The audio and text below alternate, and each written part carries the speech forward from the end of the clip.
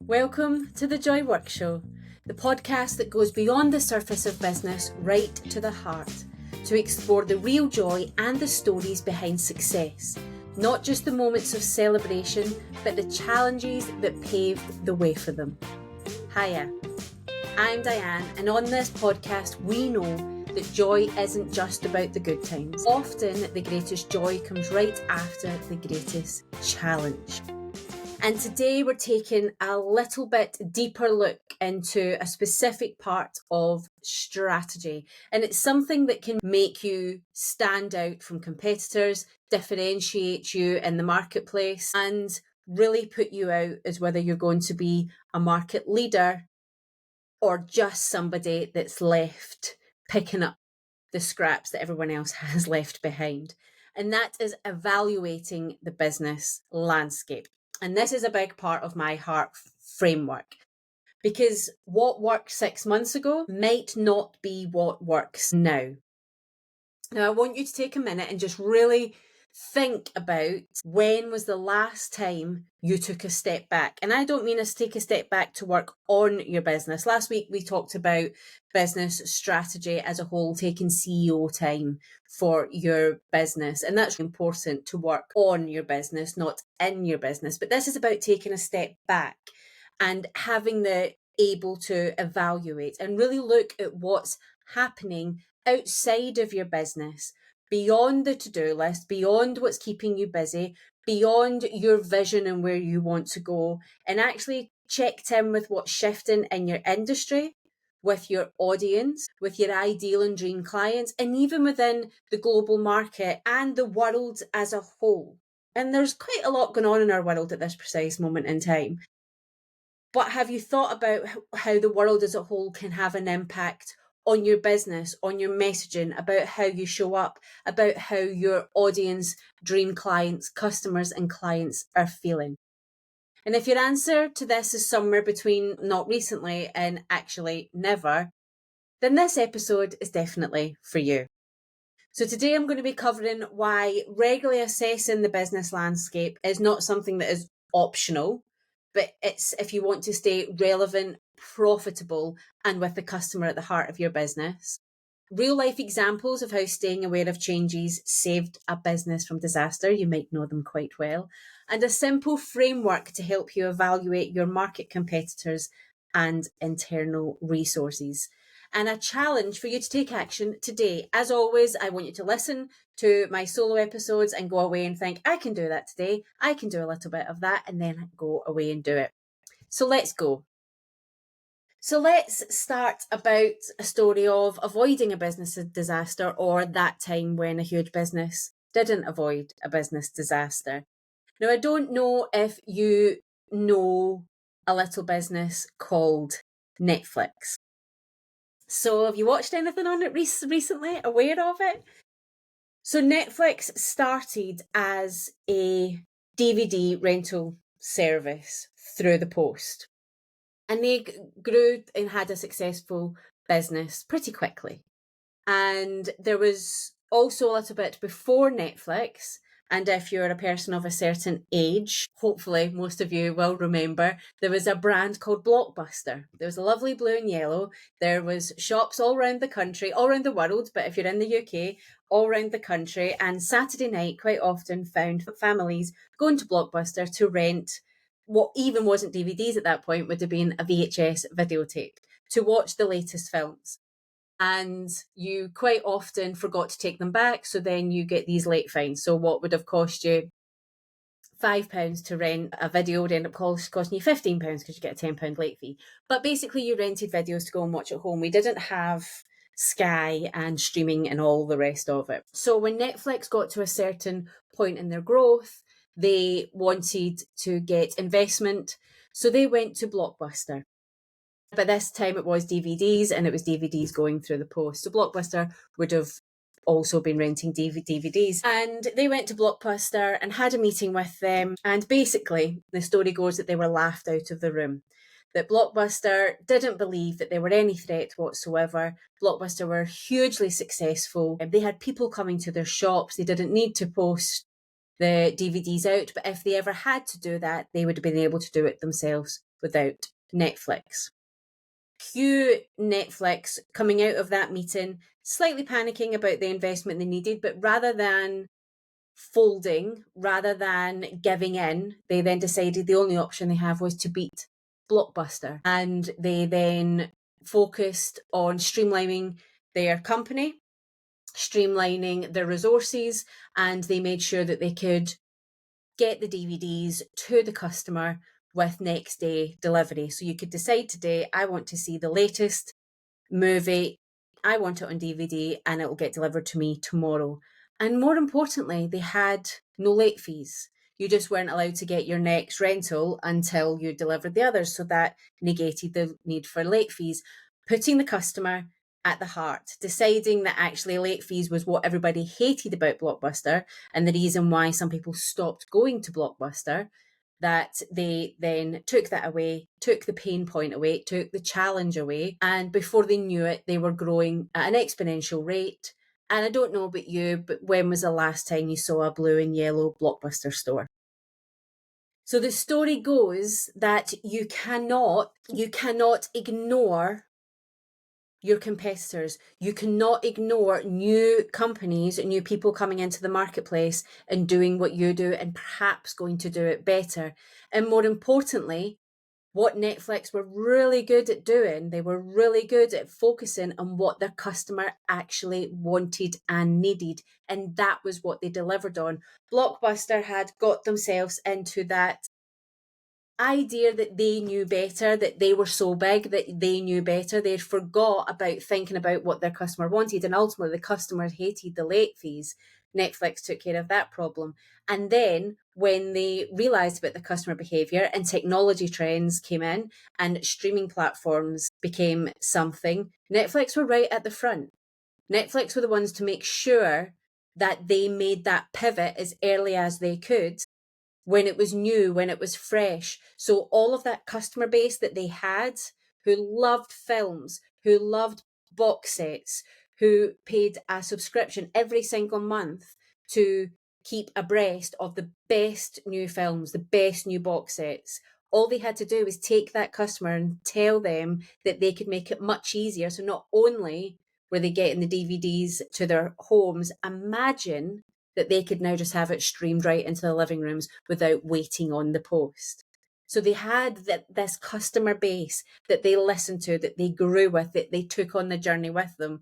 And Blockbuster were just left for dust because they never had the ability to pivot. They never had the ability to look at their customers.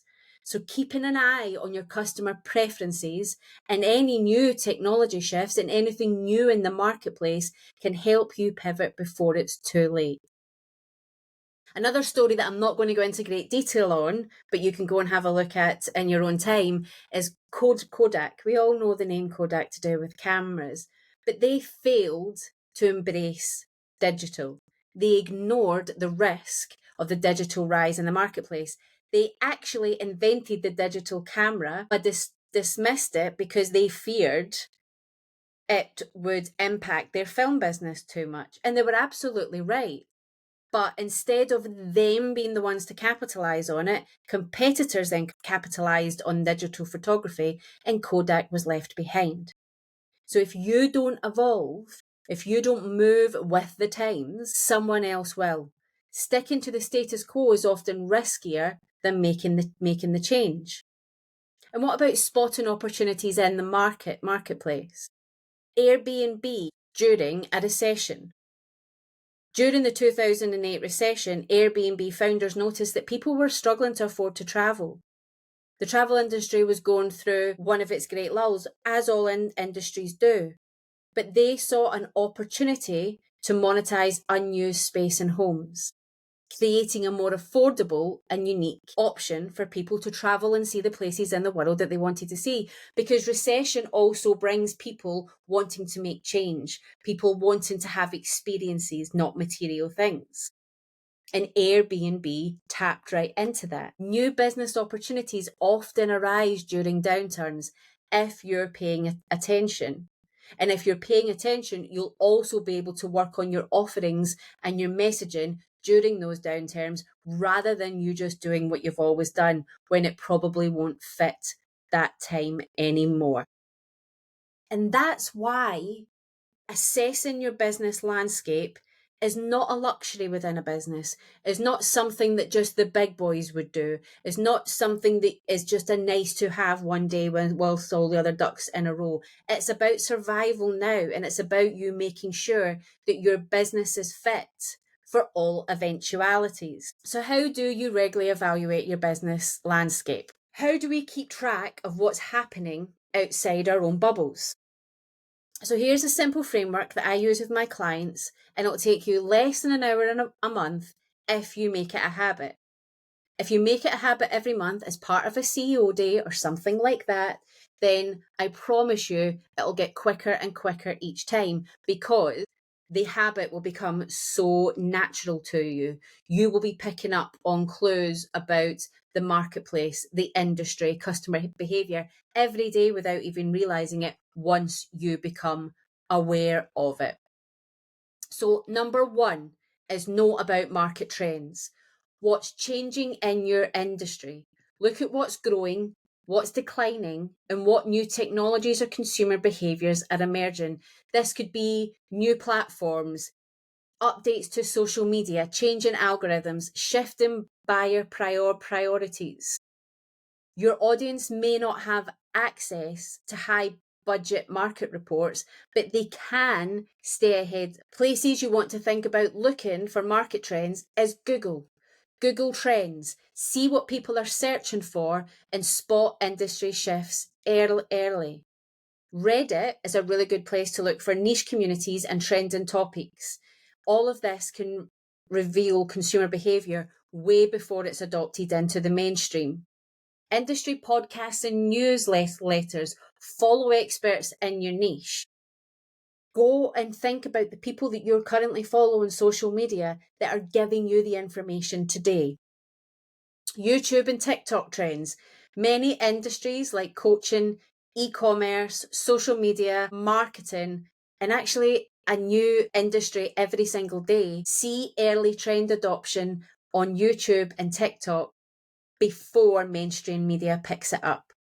They are there every day to watch those little changes and what not only about what content creators are creating, but also about what their audience are consuming. Facebook groups, LinkedIn posts, direct insight into what your audience are actually struggling with. Think about where your audience are, go and find them and listen to what they are telling you. Trends and insights and data to be picked up on every single day on all the free platforms that we consume on a daily basis. Competitor websites and email lists. Watch how competitors adjust their offers, messaging, and pricing. We've gone through a year of mass political change in both the UK and the US. How have the people that you know are great within your industry changed their messaging, changed their pricing, changed their offerings, changed how they're showing up in the world? So a practical step to take would be easily set up Google Alerts. Set up Google Alerts for keywords, key phrases, key trends that you're looking for within your industry, and follow a few key industry voices. It's amazing just by making these steps how easily the habit is something that is then part of your everyday world, that you are getting that information. Number 2, competitor analysis. Who are your competitors and what are they doing differently? It's not about copying. It's not about trying to be something that you aren't. It's about learning from their wins and their mistakes. Look at somebody who's walked the path that you would like to have the path adjacent to, maybe not the exact path they've been on, but think about the wins and the mistakes that they have made and the learnings that they can give you. Are they shifting their prices? Are they offering new services? Are they doubling down on a specific strategy that you think, wow, I need to be doing a little bit of that? Learn and then adapt it to your own authentic business. Number 3, think about your internal resources. Think about your own business. Think about where you are. what's actually working in your business. Not based on gut feelings, not based on what you would like it to be, not based on wishes, but on actual data. Look at what's bringing in revenue, where your traffic is coming from, and what's getting engagement. If you're still spending hours on strategies that aren't working, this is a bit of your wake-up call. These are all things that can help you change the strategy that you're currently using by getting to know what is just on the outside of that bubble that you need to bring in. Number 4, and my favorite, customer behavior. Knowing your customer and putting the customer at the heart of everything that you do. What do your customers really, really want right now? Not what you believe, not what you think, but what they really want. Have their needs shifted since you last asked yourself that question? Are they asking for different things? Are they asking for the same thing but in a different way? Sometimes we're so focused on selling what we think that they want that we miss what they're actually looking for. So if you're sitting there thinking that my messaging isn't working, I know what I have as a good product or a good service, but I can't relay that to my customers. Or you're thinking, I'm using the same messaging and the same methods as I used last summer, but it stopped working. You have to go back and look at what your customer is actually wanting now, not what they wanted last summer. You have to start thinking about your market research and feedback loops. Understanding customer behavior is the secret and often the key when you think that something just isn't quite clicking. What you want to start thinking about, really easy things that you can do, customer surveys and polls. The majority of people listening to this, I would imagine, are on Instagram for their business. You can really easily put up quick polls on Instagram stories. Right now, you could go and just ask your customer something, ask your audience something today, give them 3 options, and I guarantee you'll at least get some engagement. That is insight. That is something for you to go and learn from and adapt and think about what you can learn about within your business. Facebook groups. If you're running a group or a community for your business at this precise moment in time, go and ask them what it is that they need. Go and ask them what it is that they're looking for. You have a captive audience ready to help you and listen to you, and for you to listen to them. Use it. If you have an email list, email them and ask them. People love to feel needed. People love to feel part of something. And what is more feeling part of something than somebody who is leading that community, who is the facilitator of that community, the creator of that community, is asking them for their help, who is saying that they want to get the product better, the service better, the community better by using the people that are in the community to make it better. All of that will help gauge what your customer wants right now. Think about focus groups and some beta testing. Offer free or discounted early access to your product or your service in exchange for feedback. You could also put out a focus group before you launch a new product or service. Put out a focus group saying, I am looking at creating X. Is there 10 people within my community who would love to spend some time on Zoom with me? Will I ask them 5 questions? And if you're a coach, you can say, and you can have 15 minutes at the end to ask me any question that you like for your business, or you could offer them some vouchers, or you could offer them discounted service, or you could offer the early access and the freebies. If you could come to my focus group, once the product's ready, you will also get free access to that to also give me your feedback. There you have one beautiful big feedback loop that you can use and get that data and really, really know what your dream client is looking for from your business. If you've got a new course, think about offering it at discounted prices or free to the first 5 people, to the first 10 people, to know that what you are offering is going to work for your dream client. Once it works for your dream client, it will sell. Think about your website and social and analytics. Look at engagement, click-through rates, conversions. If certain content is getting more traction, it signals an interest. If certain content is driving more traffic to your website, but then you're not getting any conversions off of there. Something's happening when you're getting to that website, that landing page, that sales page, something is off. If you're getting, it could be wrong traffic. It could be the messaging isn't in a line with the reason that they came to there in the first place. Just think about the data in your business and find out what it is telling you. Talk to your existing clients and customers or prospects. The simplest but most overlooked strategy is just to ask, what's your biggest challenge right now, Mr. and Mrs. Customer? What do you wish existed in this space but doesn't? Why did you choose me, my service, my product over another? So reach out to 3 current or potential customers this week to gather insights. And if you had an engaged wait list, for example, for something, and you had 10% of them that converted, brilliant, you've got 10% converted.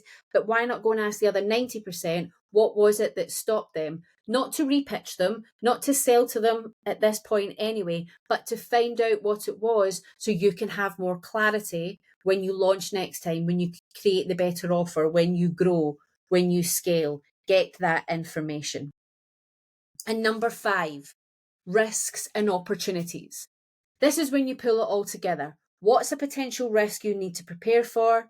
And more importantly and excitingly, what's an opportunity you can jump on before your competitors do? In the real world, this would look like your risks could be something like over-dependence on one platform or lead source. I won't be the first to tell this to you, and it has been all over social media in the last few weeks because of changes from Meta and being announced and things like that, is that if Instagram vanished tomorrow, if Facebook vanished tomorrow, if TikTok vanished tomorrow, would you still have customers? And importantly, would you still be able to communicate with those customers? Which is why it is so important for you to have an email list, to bring them into somewhere that you own, that belongs to you, that you can communicate them at a time that is appropriate for your business. So you're not relying on social medias. So you cannot have social media, never get rid of it. Always use it for your business, free platforms. Let's not get into all the great things about it. But if you're over dependent on any one platform or lead source, you will come unstuck. If you're ignoring customer behaviour shifts, then you're going to lose out when the competitors are not ignoring them. Businesses that resisted e-commerce, businesses that resisted going online, businesses that resisted trying to find a way for their employees to work from home during COVID-19 lost revenue. Many of the businesses that didn't survive were the businesses that didn't or couldn't adapt. Pricing stagnation. Are competitors offering better pricing or value? Now, this isn't about placing yourself as the most expensive or as the least expensive. This is about you understanding what your pricing is, why it is that pricing, why it works for you, and knowing that the value that you deliver. And have you really thought about your pricing structure in that manner? Another risk would be market saturation. Is your niche becoming overcrowded? Is there more noise in your niche than there is clarity? And this isn't about you finding a new niche, or perhaps it is. You can absolutely go and find a new niche. But if it's not an opportunity to go and find a new niche, then what can you do to be the person that brings the clarity to that noise? Think about what you can do different in the saturated market. Now let's talk about opportunities. Right now, in the technology space, in the social media platform space, we need to think about leveraging AI and automation. There is not a person in the online space out there that is, or who is sensible, who is not leveraging tools like ChatGPT, helping them create content, helping them get clarity with their messaging, streamlining their operations, freeing up time. There is so much leverage to be done with automation within your business. But so many people are so scared of it when actually it's a step-by-step simple process. Underserved audiences. Is there a way that you can bring underserved audiences into your business? Or indeed, should you be building a business around an underserved audience? The rise of female-focused business communities and businesses within the online space is of no surprise to me over the last 5-10 years, because it's a place that women can build businesses that work with the responsibilities in their life, which are quite often carer responsibilities, whether it's their children, whether it's elderly parents, whether it's other people within their lives. But they can build a business that creates the income, the life, the fulfillment that they want, but not in the traditional work sense, where women are often pushed out as parents and carers and don't have the flexible work that is needed when you are caring for people. And it's a space where women are feeling seen and supported, and opportunities are opening and women's voices are being heard. And that is a way that the online community has helped underserved audiences and created an opportunity of businesses that are thriving that the traditional corporate businesses out there might be missing out on. Emerging platforms, getting in early on a rising platform, or way a platform's doing something different. So have you gone on to Threads on Instagram? Have you gone on to Blue Sky? I have a account there, and that is it. If you're on LinkedIn, have you take advantage of their newsletters? Getting in early on a rising platform can give you first mover advantage, can give you authority on the platform quicker over somebody else within your industry. Shifting consumer challenges, shifting your dream client and your ideal client's challenges. So what worked last year might not be what people need today. So you have an opportunity to adapt your products, to adapt your service, that dream client that you are currently working with. So I want you to think today, what's one risk in your business right now? When I talked about the risks a couple of minutes ago, what did you think? I really need to think about that in my business. And then think about what's one untapped opportunity you haven't explored yet. What has been the thing on your to-do list that you're thinking, I really need to look into that. I really need to look into getting a YouTube channel. I really need to look into setting up a newsletter. I really need to look into what everyone's going on about, why I should have an email list. Please tell me you have an email list. Stop this podcast and go and find out how you set up an email list and how to get people onto it if you haven't yet. Okay? If you start checking in on those 5 areas once a month, you'll stop making business decisions based on outdated information. You will be staying current right now. Doesn't matter whether you're a solopreneur, whether you're just starting out, whether you are a massive corporate business, it doesn't matter. All of these things have a place in every single business, and it is how you stay ahead. It is how you keep up. And most importantly, it's how you know your customer, and it's how you put them at the middle, at the heart of everything that you do. I want you to take that 10 minutes today.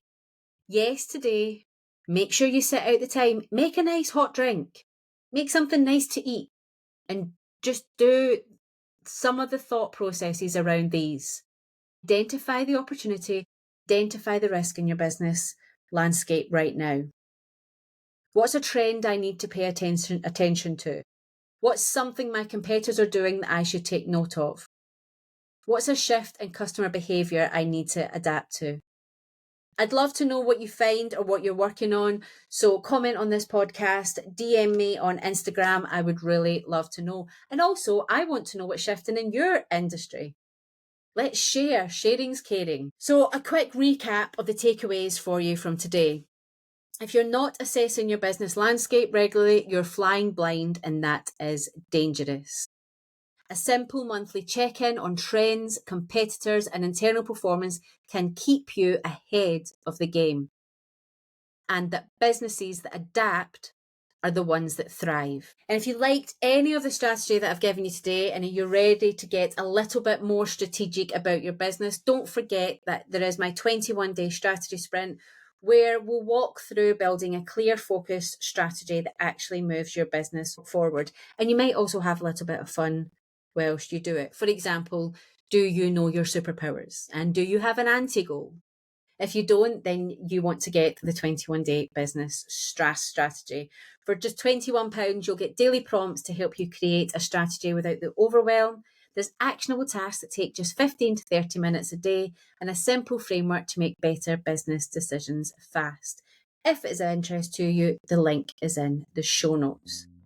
And as always, if you've enjoyed this episode, please make sure to follow, rate, and share the Joy Work Show. It helps more business owners like you get the clarity and strategy they need to thrive. And importantly, hear the guest episodes of how business owners bring joy into their business. Until next time, keep doing the joy work, and I'll catch you later in the week for one of those wonderful guest episodes.